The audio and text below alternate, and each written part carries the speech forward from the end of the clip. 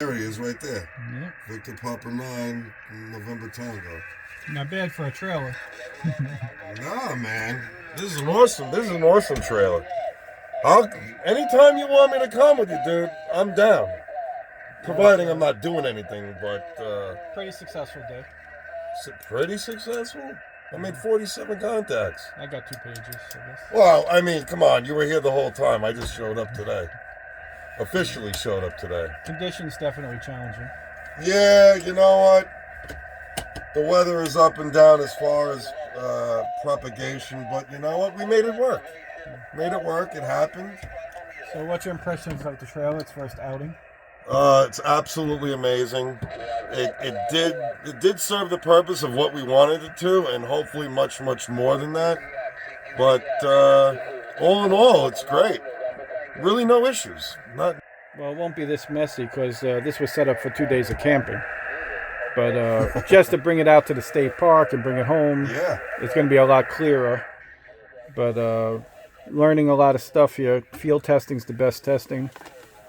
And you learn what works, what doesn't work, what could be simpler, what's a headache. So That is true. not bad, though. Field testing is always the best test. So little problem keeping 40 tuned. Got to work on that. Yeah, absolutely. But multiple antennas for 20. Got a lot of options. That was fine. We got the NFED going. So Got that going. yep. So using the bulkhead connectors, I think we might need a 4th one. Yeah. So we don't have to disconnect one of the antenna mounts to use the NFED. Actually, So, and if you have one, if you have a ABC switch, probably No, I be don't. better off if you have a 3-position. I got two positions. Oh, okay. You can do it with that, but it's feeding one into another. What, the 3-position? No, if you have the 2s. I've done that before. I've hooked the 2-position coax switcher, put one into the other, and then you can do the 3 ports and an outside port. Oh, I got you. Yeah, because Yeah. I have a diamond 3-position switch. I just happened to buy it from one of my friends. Actually, you know who I bought it from? I bought it from Rob. Is this your favorite key? One of them. But usually all my keys are my favorite keys. But that's one of the Begalis I have. That's the HST3. And the nice thing about this key is not only it's a regular paddle, but if I take this radio, turn the keyer off, and flip that switch, now it's a side swiper. Or a cootie, if you want to call it that. So it's basically 2 keys in one. But this is my only single ever paddle from Begali. Then I have the Begali Sculpture Iambic paddle, and I have the Begali Spark straight key. So I got 3 Begalis. I got a key in my glove compartment as we speak. That's a CW Morse paddle. So what are you up to, 23? How many you got? Probably about, I think maybe 21 or 22 now. Oh. But you can't use them all at the same time, so. All right, what's your favorite if you have one? Oh my God, what a freaking hard question. My favorite? Probably the HST3 out of all of them. I mean, as far as paddles are concerned, if you were going to talk straight keys, probably the Begali Spark and my J38. And the Classic. the J38s I have are actually original, they're not copies. Right. It's the real deal. It has the L on the back inscribed in it. And I got the one for the leg clamp. It comes with an actual clamp. So the clamp goes on your leg, and then the key is on a hinge. And you push the key down, and it locks into place. And then I got the other one just for the desk, which I used to use when I taught my classes. And that one, they all work good. I mean, it's really what you're in the mood for. Like I have two Vibroplex bugs. I have a 1954 Lightning and a 1942 Original Deluxe. I got 2 of those. Man, I the list goes on. I got so much stuff. 12 antennas, 3 HF radios, 8 handy talkies, a scanner. I got more stuff than I know what to do with. And there's times where I'll look at some and I'll be like, when the heck did I buy that?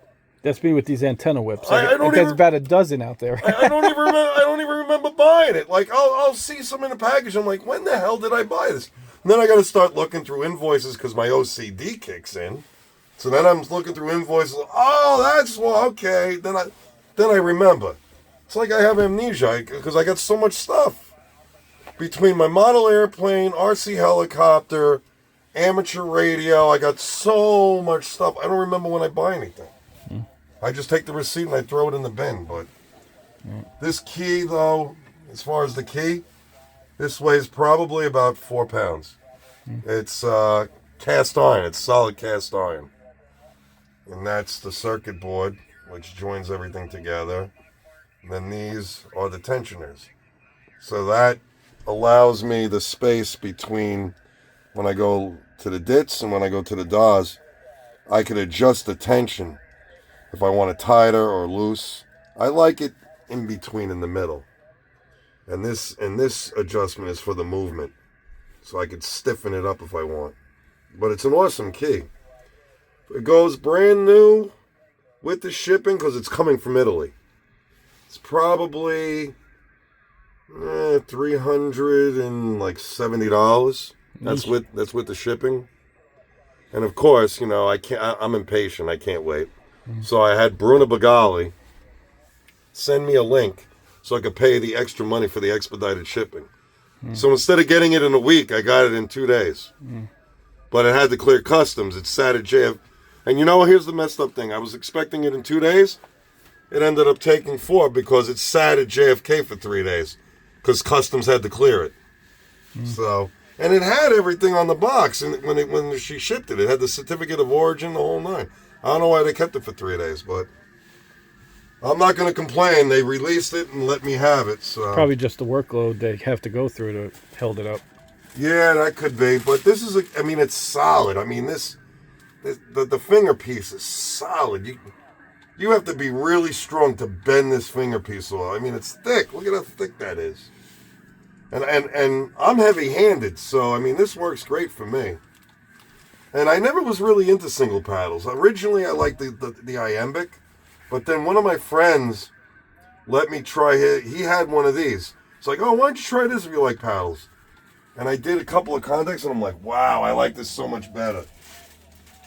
It's a single paddle. I don't know. To each his own. What got you into ham radio, Drew? So one of my friends, Glenn Kearney, WB2QDS, was working for the town of North Hempstead. Because I used to live in New Hyde Park many years ago. And I was working for the town of North Hempstead. And I looked at his car, and he had all antennas all over the car. At this time, I was into CB, which means constant bullshit. And that's why I got out of CB. So I was like, what's that call sign you got on your license plate? What is that? Oh, that's my ham radio license call sign. I'm like, that looks pretty cool. How do I get into that? So at this time, Radio Shack was still in existence. So I went to Radio Shack, got the book called Now You're Talking. I remember it like it was yesterday.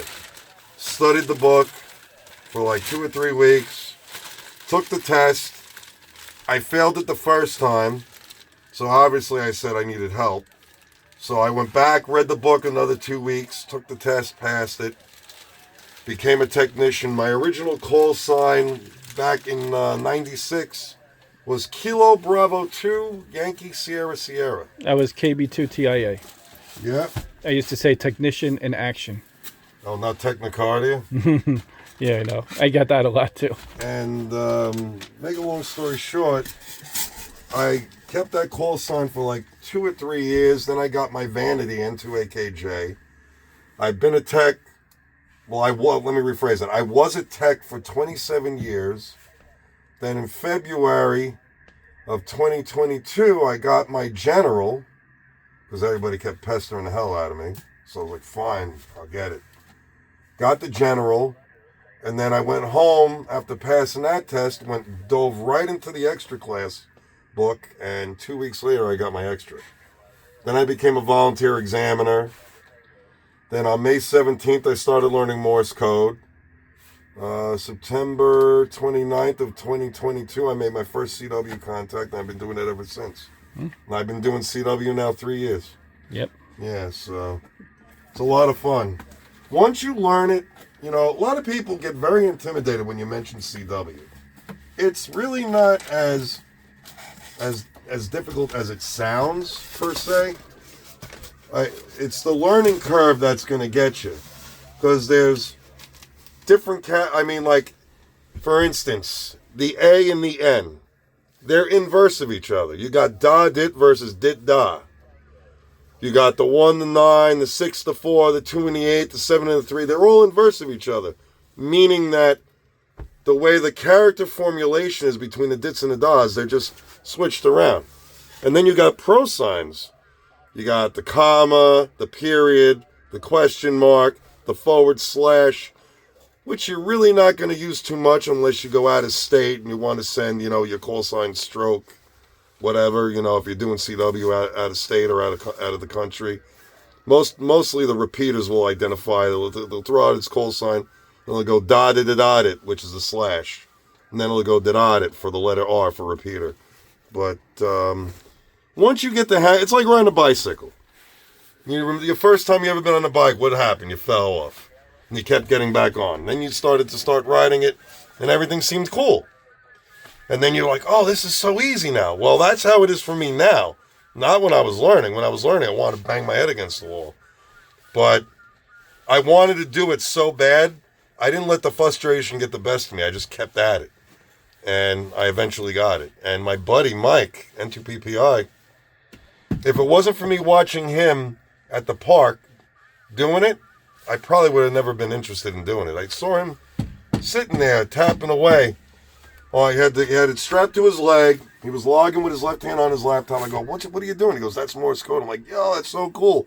I want to do it. He's like, yeah, you could do it. Join the LICW club. You'll be able to do it.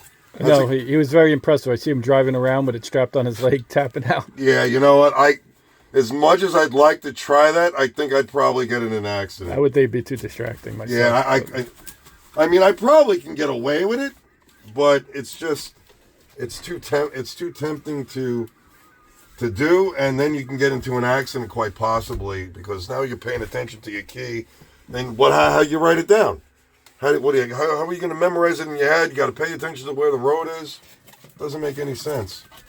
I mean, if I was going to do it that bad, I'd pull over to the side of the road and I'll do CW. I'm not doing that while I'm driving.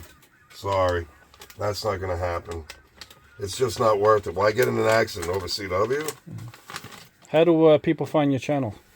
My channel is www.youtube.com/N2AKJ. And not only you're going to see amateur radio stuff on there, but you're going to see my RC helicopters. You're probably not going to see any planes on there, but you'll see my RC helicopter, me flying it and whatnot. And the only time you're going to see any videos of me is when I live stream. Usually when I do parks on the air, or if my buddies do videos of me, I'll upload it to my channel. But other than that, I'm not too active anymore on my live streams. I got too much going on. You should get a trailer just for the planes. You know what? I was thinking of that. You could have a little repair area. You could have them mounted on the walls. Yeah, but the problem is when I go to Brooklyn, then I got to take... Charge up your controllers.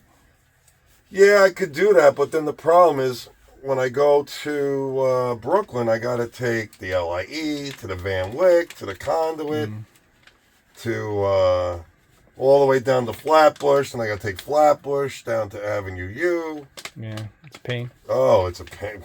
You have no idea. New York traffic. Yeah, and everything in New York City is 25 miles an hour. Not my cup of tea, to be honest. I don't like driving slow. Well, Drew, I'm glad you came out today. Thank you. Hope you enjoyed your stay in the W2SMF comms trailer. Absolutely, man. I can't thank you enough. Improvements to come, but I think it did pretty good for its first outing. It sure as hell did. I'm satisfied, I can tell you that much. I'm definitely satisfied. I appreciate that, buddy. Yeah, no doubt. So, 73. N2AKJ and W2SMF 73.